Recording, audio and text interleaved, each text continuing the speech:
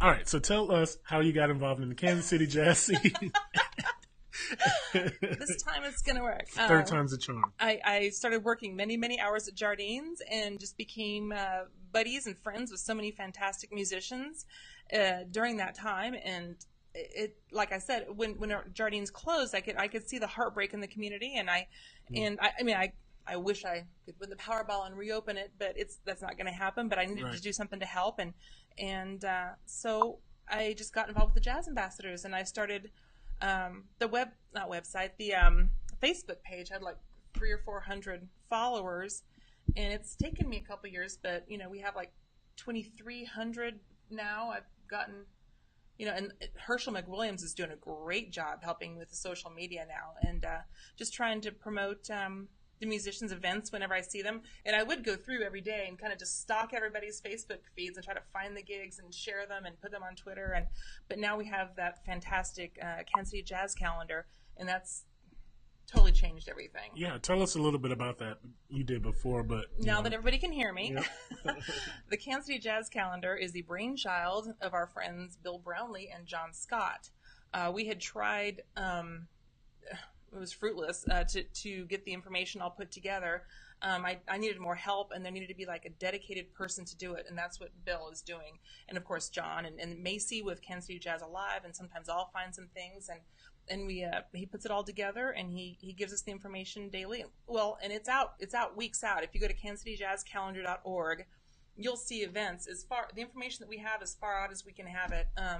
And if anybody has an event that doesn't look correct or it's not on the calendar, just let us know, and we'll always get that updated for everybody so we can promote your gigs.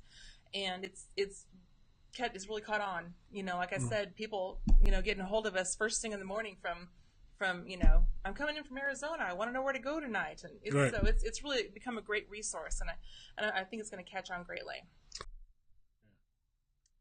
Thanks, Sam. So we will.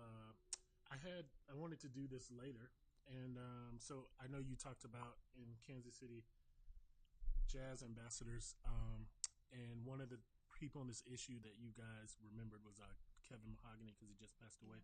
So I have a recording of him doing Yardbird Suite with Ray Brown. So we'll play that now.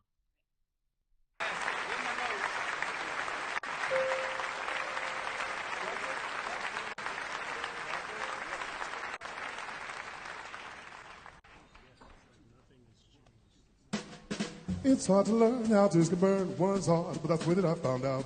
It's too late, I guess, because I'm in a mess. My faith is gone, why carry on this way? I thought there'd be no price on love, but I have to pay. If I could create a miracle, I'd be happy thoughts of me. But I know that it's hopeless, you can never really care, that's why I despair. I can go on hoping one day you'll learn the flame in my heart, dear. Forever will burn.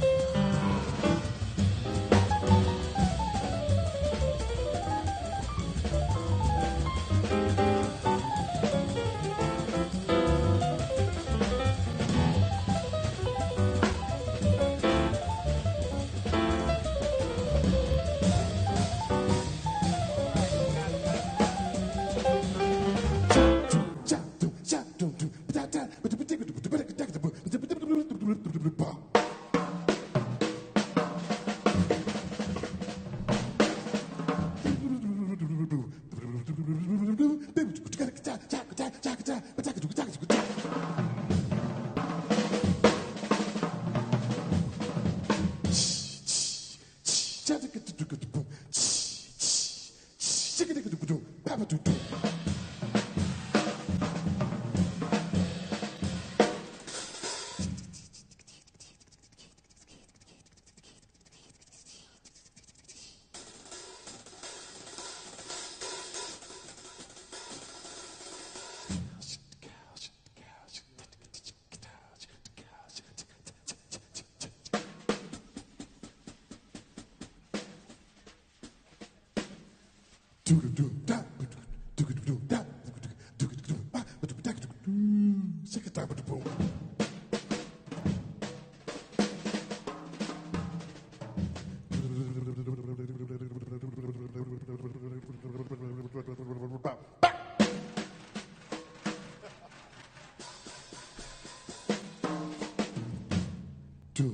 cha, boom, doom, da, doom, cha, cha, doom, doom.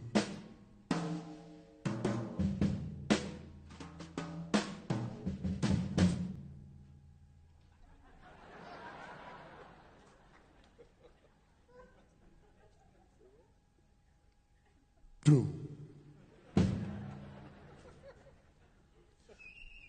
Doom, doom. Doom, doom, cha. Doom, cha. Boom, doom. Doom, doom, cha.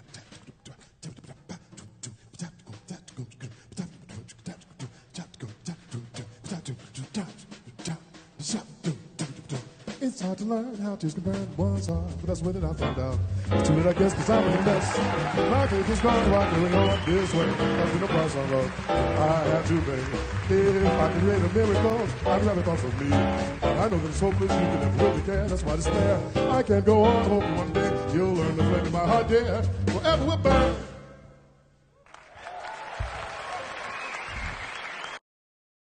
Awesome. So talk a little bit about your involvement with the scholarship for kids, the Tommy Ruskin scholarship that you guys provide for helping Kansas City's youth who are interested in jazz, and how that all works and how they can get in touch with you guys for that. Okay. The scholarship was my husband and I. Julie Turner Ruskin, when Tommy passed that January, was gracious and asked people to provide, in lieu of flowers, gifts to be donated to the jazz ambassadors. And I knew that we needed to do something with the money, so I sat on it. And I decided, nope, we're going to make a scholarship, the Tommy Ruskin Memorial Scholarship Fund, because I knew the influence and the outreach that he had with students. And some people, the very first time they ever got on a stage was with Tommy. Angela Higginbach, first time, Tommy, you know. Right. And so I did that, and with Julie's blessing, and she's been centrally involved and always comes out to support us. And we have an event that we do annually at the American, part of their chef series. It's called Supper Club. And last year we made almost $12,000. That was our share. It was after expenses. I couldn't believe the support we got. So I have money for children that are in need of scholarships to things like Future Jazz, and that you know, Bobby and the program, Dan's program over there at UMKC, or with Jim Muir's program, any kind of a Kansas City jazz-based musical program for summer camps. And then we also are providing a scholarship for college freshmen that are wanting to go into the conservatory or KCKCC. Very cool. So I just want to take a second to give some shout outs to some people who are watching us on Facebook Live. Hello, Chris Dennard, Sam Wiseman, Linda Smith, Angela Walsh Fisher, also Bill Sondahl, KKFI. Thank you guys for tuning in. If you're listening, just leave us in the comments where you're watching from. Also, you know, you guys can share the feed if you want, now that it's working properly. And also, if you have any questions for me or Jen, you can start to leave those in the comments, because we'd like to get some questions from you guys so we can see what you're thinking about, because this is your show just as much as it is ours. So we want to hear from you and interact with you guys. All right. So, I mean, you guys do so many great things for the jazz scene. But yet you have so many people go, what is it you guys do? And I'm like, well. Yeah, so that's actually my next question is like, what does the Kansas City Jazz Ambassadors do, or what are you guys striving for to help out the scene here? preservation and promotion of Kansas City jazz, just to put it in a brief nutshell. Yeah. And if that is through the Jam magazine to give news and notes about current events going on in the jazz community, Right. as well as local album reviews. The Jam magazine, I think, is going to be doing some really cool changing this year. Cool. Yeah, we'd like to really promote that more inside the city. We're on 32 years with that thing now. Wow. I know, 32 years that this community has kept that alive through its support. And we do have the Musicians Assistance Fund as well. Okay. And that is one of our major topics. It is there. It's Musicians Assistance Fund, and originally it was the Emergency Assistance Fund. But we found that we had a lot of call for people that were needing maybe support with an educational program. They needed to help cover salaries, or somebody needed sheet music for their classroom, or a new and interesting program, some sort of historical preservation program. And so we kind of expanded in our bylaws so we could help to include those things as well. So we do have with our aging jazz community, these people have been here since it started, and Right. and unfortunately as we begin to lose some, or they have medical care needs, we try to do everything that we can to provide them with medical care. And sometimes it's a person who has a family they're supporting and their car's broken down, and they may have to sell some equipment to fix their car to get their kid to school. And we no, let's don't sell that equipment. Come see us and let's see if we can get your car fixed. Right. So we can keep our musicians gigging, keep them out there. That's awesome. We do have a question. This is from Bill Sundahl, and I'll bring this up so we can see it here. Mm-hmm. He says, what is the formal process for applying for a scholarship, and where can people apply? That's kcjazzambassadors.org, and there is a scholarship link inside the website. I'm not sure if they've gotten the actual document, the form up there, but that'll be up probably in the next 2 or 3 days. But we'll have the application process opening immediately, and that'll be online. And then we will go through and review. And we need more students applying. Last year, I had 3 kids apply for the scholarship, and of course they all 3 got it. But we were very successful with our scholarship fundraising last year, and I would really like to get a lot of kids, especially the ones who wouldn't have the opportunity otherwise, to have a scholarship to attend future jazz and things this summer. That's really important to us. So if you know students that may be in need of assistance, or maybe share the information with local band directors, like Paseo Academy or Troost or any of these great schools that have these great jazz programs. And also, it doesn't have to be just Marcus's or just Danny's program. If these local high school teachers have their own musical program, we offer a scholarship for them as well. As long as it's jazz, we're there to help. Right. Wow. Yeah. So, yeah. You guys are really doing some great things. So you mentioned very briefly the Jam magazine. Can you talk about, and it's been around for 32 years, Yes. can you talk about how it got started? And can you talk about some things that are coming up with that? You said there's going to be some changes, or you can't mention those yet. If you can't, don't worry about it. There are some things that I'm really not quite at liberty to speak on yet. Okay. But we are... Okay, let's start with the Jam started, like I said, 32 years ago, and we're the oldest continually running 501c3 charity in Kansas City. Oh, wow. Yeah, so it was a couple years after the Jazz Ambassadors came to fruition. Sharon Valou, I'm probably not going to get the dates right. I think the Jazz Ambassadors started in 84, and then the Jam started 85, and we had a great, like Dean Hampton and all these fantastic people were there at its inception, and it went from like a little leaflet, and it's kind of grown over the years. Right. And we would like to continue that growth process, of more pages, a little bit finer printing, and reach out for maybe some grants and some opportunity to really expand the magazine a little bit this year. Very cool. Yeah. All right. Some questions coming in. Also, Angela Walsh Fisher says, "My son received a scholarship. Thank you." Oh, That was Quinn's mom. Yeah, of course. Yeah, cool. Our pleasure. Absolutely. Yeah. So That's fantastic.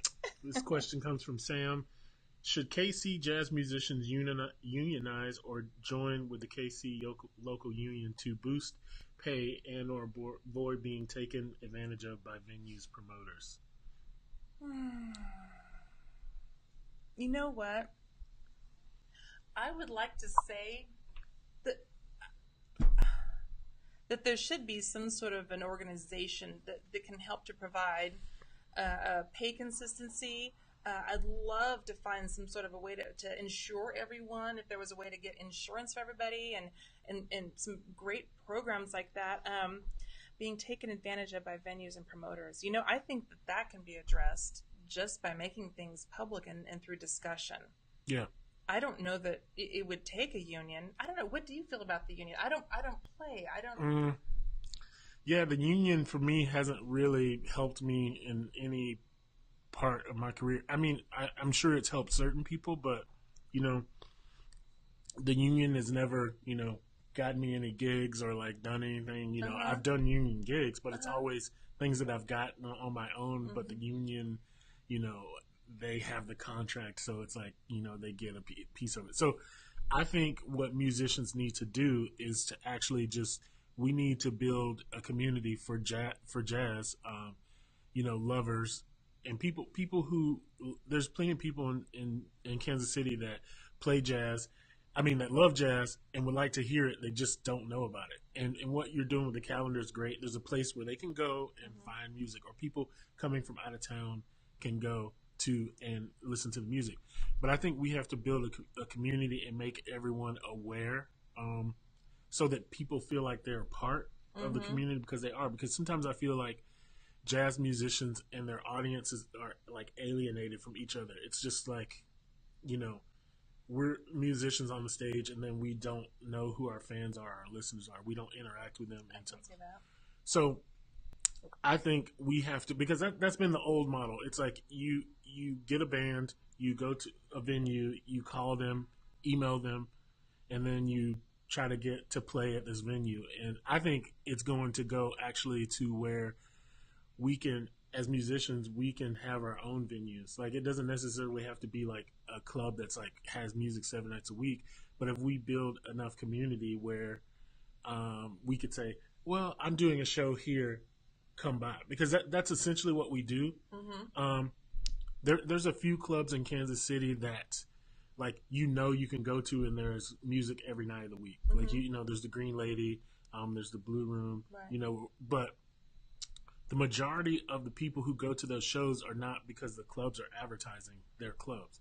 It's because we're getting on Facebook and making flyers and going, come to my show, So I think if we have places that have great music, we know it's going to be great music all the time, then there's a built-in audience for that, and then whatever we send on top of that will be beneficial to the clubs. So I think the way that we can get more money is to create more leverage. That if I have a community of people who like my music, and I know that 200 people are going to come see my show, out of the 3,000 I have on my mailing list, or whatever kind of list you have, then that's a lot of leverage to say, I know that I'm going to get this amount of people. I need to be paid for that. You know? Because it's like when you play at a club, it's like whether there's 5 people there or 1,000 people, it's the same pay. Yeah. So, and I feel like we do a lot of work with the promotion, and I'm glad that you guys are here to help promote us. But it's like venues don't really do a lot of promotion from what I see. No, they don't. Like you said, the Green Lady. As far as that, I mean, I don't see a lot of especially the newer ones, doing a lot of promoting of what they have going on, and I wish they would.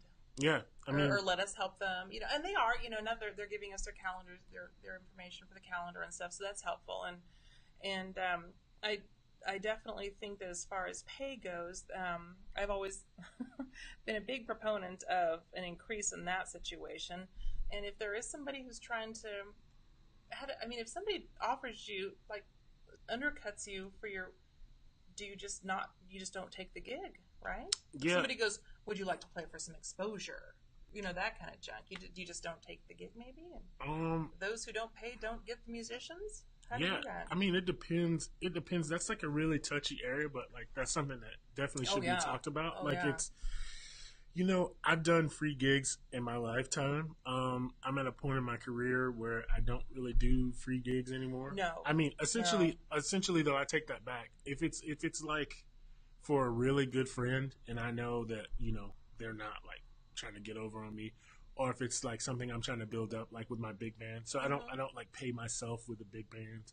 Yeah. I'm just trying to like grow that. So those essentially are all free gigs, but it's to promote my band. And but the people get paid, but I don't pay myself because it's like you have to pay 18 people, so it's like a lot of people.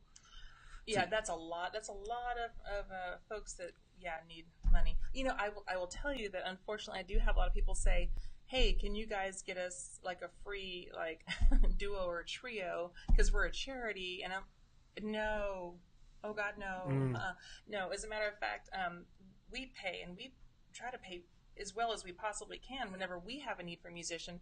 That would be very hypocritical to actually have an account where we have to help people that are in financial need, musicians in financial need, and then not pay them. Oh goodness, no, that would not. But yeah, I'm pretty opposed to people asking musicians to play for free because me being an artist and interior designer, I know what that feels like. People have been, why don't you come look at my house and tell me what I need to do? Well, that costs. It's like it's like you have to, if you're going to ask someone to do something for free, you have to offer them like overwhelming value. That's not like money. So it would be like if someone was like, you're gonna play for the president, well not this current president, but like a past president. Anybody but that guy, yeah.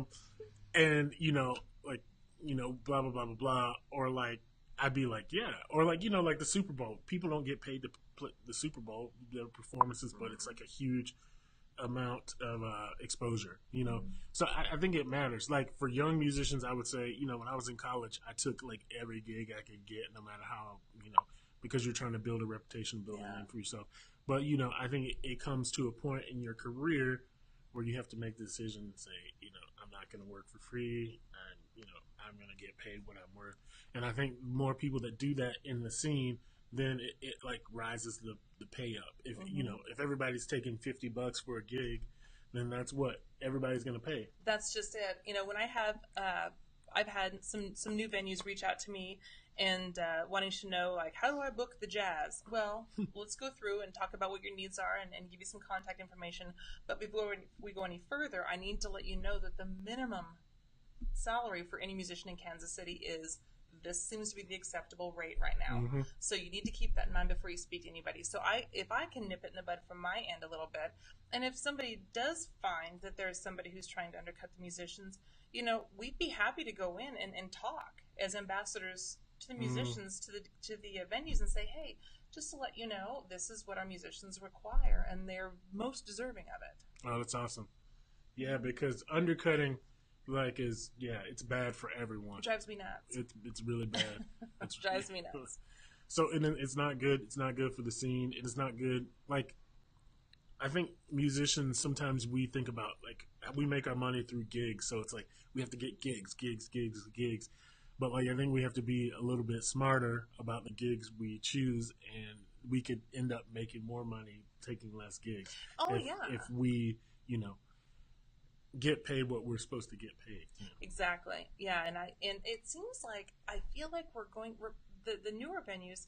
It seems like they're not trying to devalue the musicians as much as before.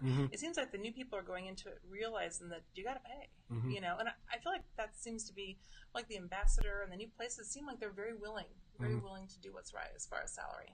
That's good. Yeah, that was a great question, Sam. All right, so. I had one more question to ask you, and I forgot what it was. We talked about the Jam magazine. We talked about the Assistance Fund. We talked about your start. Oh, I have a new thing happening. Okay. We had some people reach out to us. Our new treasurer, Susie, is taking care of this. There is a group of gentlemen, like a business organization, and they wanted to come to Kansas City for their event, and they wanted to do the jazz, and we said, well, there really isn't like a package group thing to do that, a tour of some sort. And so these people are coming up from Oklahoma, and she's going to take them on the historic 18th and Vine tour and and we've rented a bus, and we have oh my gosh, I lost his name. Eric. Oh, I just lost his name. The gentleman's name is a historian, works in a lot of the tours down there. And he's going to take them around. There's going to be a dinner, and it's going to be Lonnie McFadden and his group, and they're going to entertain them. And it's kind of exciting that this is an opportunity for people to come in and take maybe some historical tours. That's cool. Of the area. Yeah, so that's a new one. And then Supper Club on September 14th. Supper Club, tell us about that. This is our big Diamond Gala event that is going to become.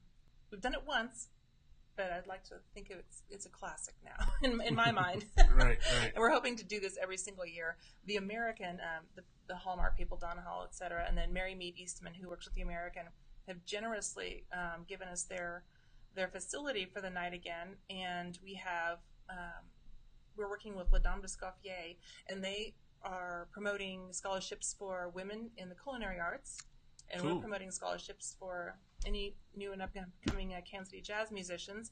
And it's a fantastic night of 5 or 6 courses, and then our master of ceremonies is Angela Hagenbach. And That's awesome.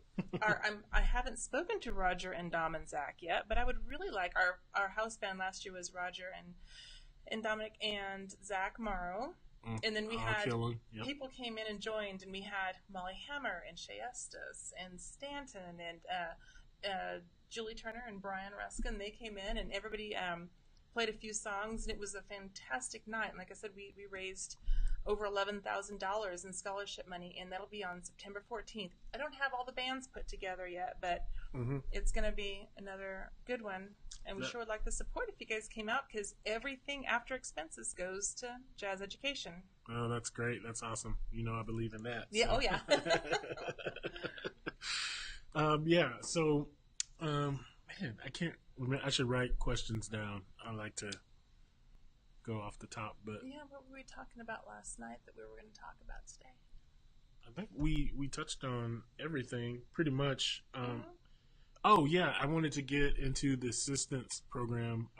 What you've done for some of Kansas City's jazz. I know you talked about it a little bit but like, you don't have to go in specifics, but like, as far as assisting musicians, how can people also reach out for that, and what exactly do you do? Like, what exactly are some of the things you help with? Sure. I will start by telling you that the Musicians Assistance Fund is we're just extremely discreet. They know where the money's coming from. We give it to them, and we are completely anonymous about it. And people do ask us sometimes, we need grants and we need funding for the Musicians Assistance Fund.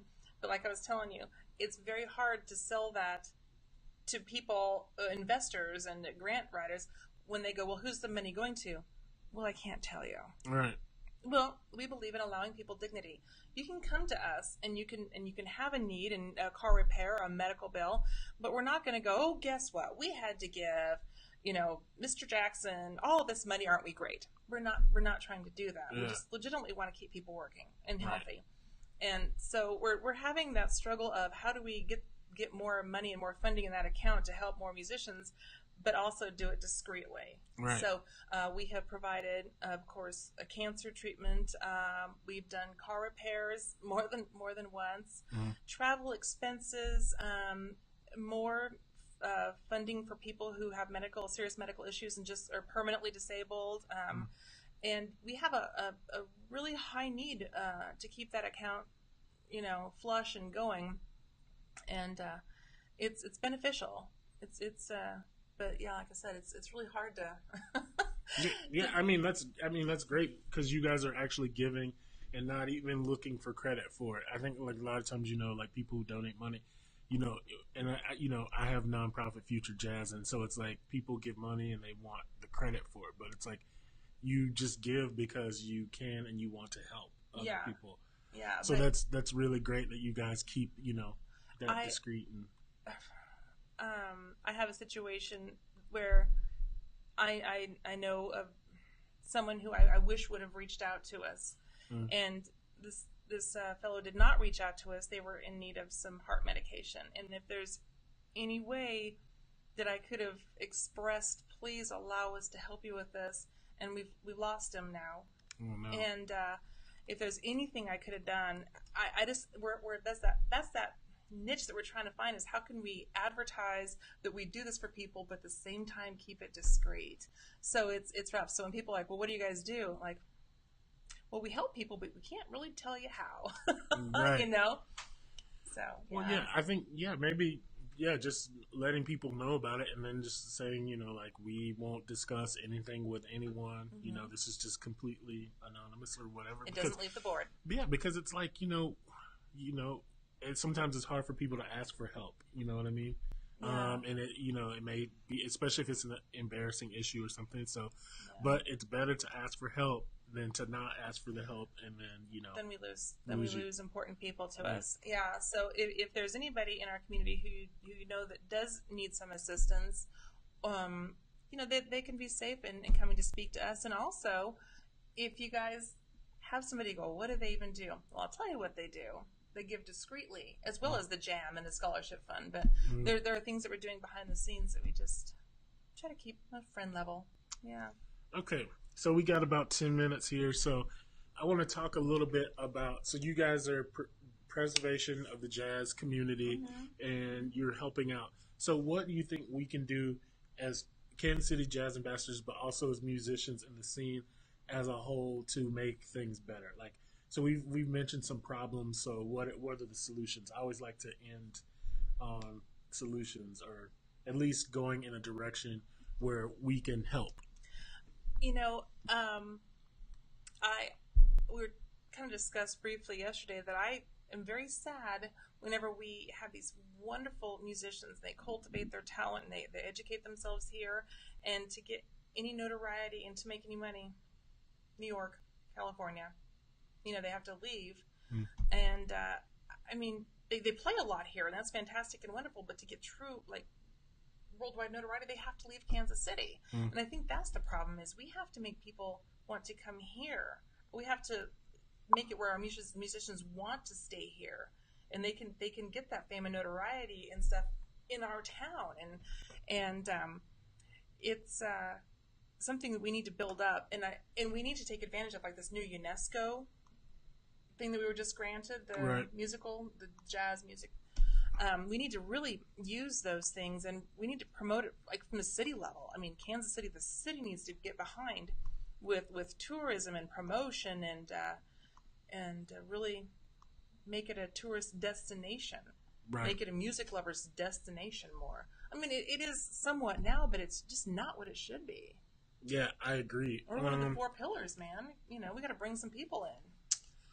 Yeah. I think the reason why a lot of people probably, will leave is because, yeah, it's for one, it's very tough to make a living as a musician. So, like, oh yeah, it's not for the faint of heart. That's for sure. Like, you really have to work hard, and you have to be creative and figure out ways to make money. And just speaking to the musicians out there, you don't have to focus on your money solely coming from gigs. I think some people have, like, the hustle mentality of, like, I'm gonna hustle gigs, and that's great. But, like, you need to be thinking of ways where you can make money without having to gig, or What examples do you think? Well, there's also a lot of people teach. Yes. But for people who are not great at teaching, because some people are great musicians, but they're not great at teaching.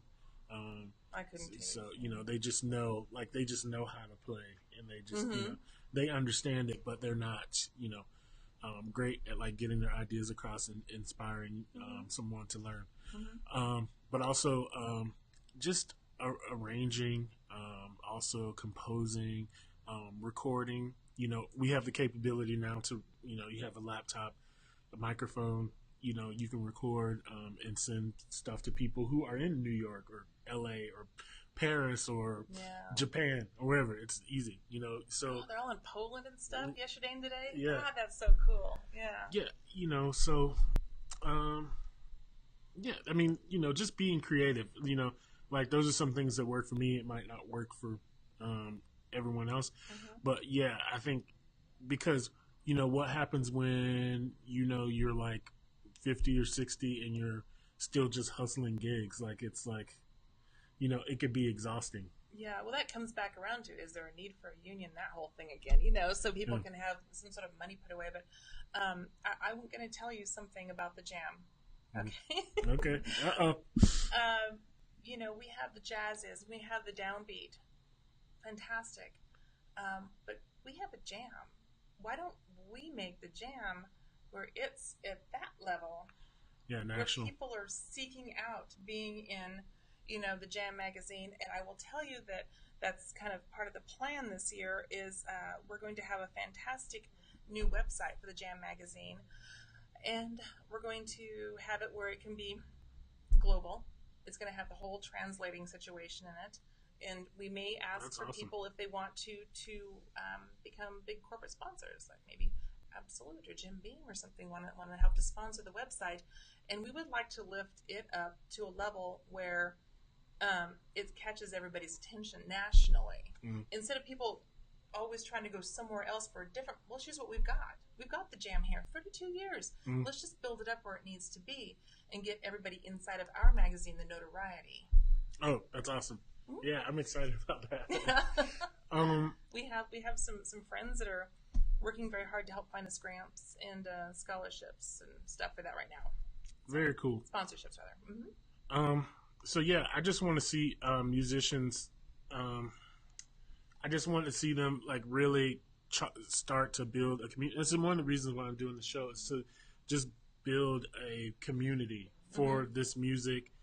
And I think that if we give people something and let them know a little bit more about us, they'll be more likely to support us in the things that we do. I think because like the old model used to be that you form a band, you play gigs, you record a CD, you do a CD release, and then people show up to your show and you go, buy my CD. And people used to do that. Well, now there's Spotify, there's Apple Music, so people can like listen to your stuff for free. So like, how do you sell music? Yeah, I was looking. I've got everybody's albums. I try to keep up with everybody's current stuff, but I look on Amazon and there it is on Amazon. Maybe not the entire album of Boogaloo 7, but a good taste of it is on there. And it might be because I have Amazon Prime. But yeah, I didn't have to pay to play any of those things, and so I'm sure they're paid in some way, but it's probably pennies in the dollar. Yeah, it's song. Like for Spotify, I maybe get a check of like $10 like every 3 months. Oh, it's like you get like a tenth of a cent per stream or something like that. I don't know exactly what it is, but it's low, But I used to be very bitter about that. And then I thought that, that's just the way it is. I can either be like bitter and waste my energy on, being bitter about that, and Spotify is taking away my money, blah, blah, blah, or like I can just adapt. And so I think that's what we have to do as musicians. We have to engage with our listeners more.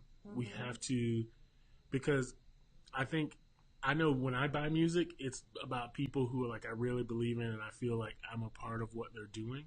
So like when all my friends release CDs, I buy them. You know what I mean? So I think for the average jazz fan, I think the people who are going to buy your music are going to be people that really feel like they're a part of what you're doing. So like that's why I feel like it's very important that we have to build a community here.